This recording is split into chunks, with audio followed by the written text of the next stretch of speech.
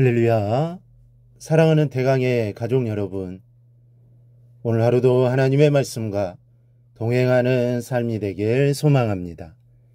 오늘 함께 나눌 하나님의 말씀은 데살로니가전서 1장 4절 말씀입니다.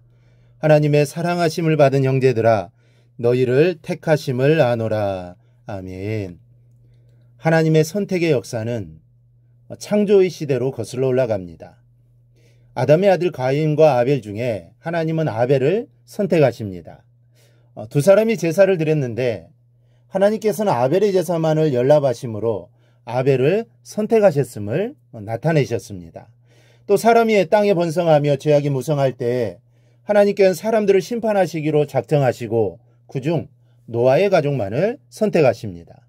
그것뿐 아닙니다. 그 이후의 역사도 하나님의 선택의 역사가 이 중심입니다. 성경의 흐름은 하나님의 선택을 따라 전개됩니다. 하나님께서는 갈대 우리에서 아브라함을 선택하셔서 가나안으로 인도하십니다. 이삭의 두 아들 중에서는 차남인 야곱을 태중에서 이미 점을 찍어 놓으셨습니다. 야곱의 아들 중에서는 요셉을 뽑으시더니 애굽의 총리가 되어 역사를 이어가게 하십니다.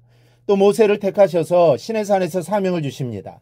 다윗을 택하셔서 이스라엘의 왕으로 삼으십니다. 그리고 우리 주님께서도 당신을 따르던 많은 사람들 중에 단 12명만을 택하셔서 3년간을 품어 제자로 만드십니다. 그리고 그 복음의 역사가 세계를 뒤덮게 하셨습니다. 이렇게 하나님의 역사는 선택의 역사입니다. 하나님은 선택을 통해 역사를 이루어 가십니다. 이 본문에서 살펴볼 것은 먼저 데살로니가 성도들은 하나님의 택하심을 드러내는 성도들이었다는 것입니다. 이 바울은 데살로니가 성도들에게 이렇게 말합니다. 하나님의 사랑하심을 받은 형제들아, 너희를 택하심을 아노라. 사도 바울은 데살로니가 성도들이 하나님의 사랑을 받은 자요, 하나님의 택하심을 받았다는 사실을 안다라는 것입니다. 이 바울은 하나님께 우리를 선택하신 것이 현재의 사건이 아니라 까마득한 과거의 사건임을 알고 있는 사람입니다. 그래서 에베소서 1장 4절에서 이렇게 말합니다. 곧 창세전에 그리스도 안에서 우리를 택하사. 하나님 우리를 선택하신 시점은 세상이 창조되기 전의 일이라고 합니다.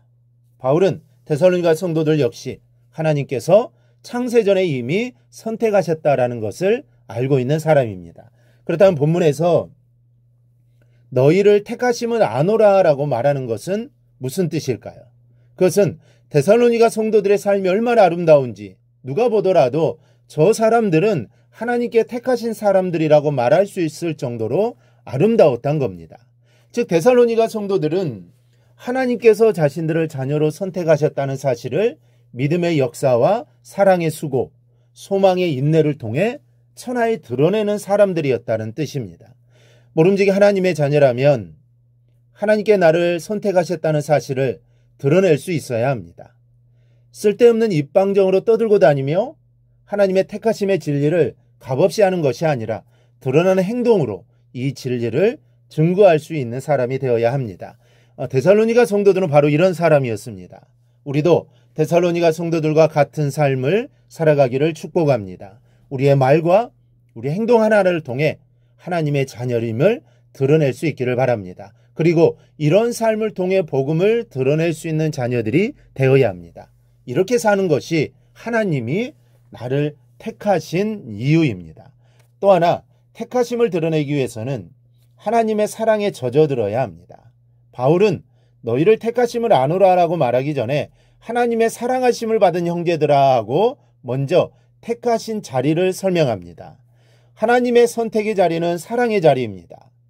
택하심을 받을 자격이 있어서 택함을 받은 것이 아닙니다. 전적으로 하나님께서 사랑하신 것이 선택의 이 조건일 뿐입니다. 사랑을 빼놓으면 택하심의 이유가 설명이 되지 않습니다. 왜 나를 선택하신 것입니까? 무엇이 선택의 조건인지 설명이 되지 않습니다. 오직 사랑입니다. 나를 사랑하셨기에 다른 사람들보다 하나도 나은 점이 없는 나를 택하신 겁니다. 여러분, 사랑은 행동하게 만듭니다. 사랑에 젖으면 목숨도 불사합니다. 그리고 그 사랑을 알리고 싶어 합니다. 내가 그를 얼마나 사랑하는지, 또 그가 나를 얼마나 사랑하는지 그 특별한 관계를 남들이 알아주기를 바라게 됩니다. 그렇게 해서 남들이 두 사람의 사랑에 침범하지 못하게 하고 싶은 겁니다. 하나님의 사랑도 그렇습니다. 내가 나 같은 사람을 택하신 그 사랑을 깨달아 알고 하나님과의 사랑에 젖어들게 되면 움직이게 됩니다. 그 사랑에 목숨을 걸게 됩니다. 핍박과 환난은 아무것도 아닙니다. 강하고 담대함이 저절로 생겨납니다. 그리고 하나님께 나를 얼마나 사랑하시는지, 또 내가 하나님을 얼마나 사랑하는지 드러내고 자랑하지 않고는 견디지를 못하게 됩니다. 그렇게 해서 사단의 역사가 이 사랑의 관계를 감히 건드리지 못하도록 지키고 오히려 이 사랑을 시기하는 사단의 역사에 대해 승리하는 겁니다. 여러분, 하나님의 자녀로 택하심을 받은 백성이라면 그 사랑에 깊이 젖어드는 것이 중요합니다.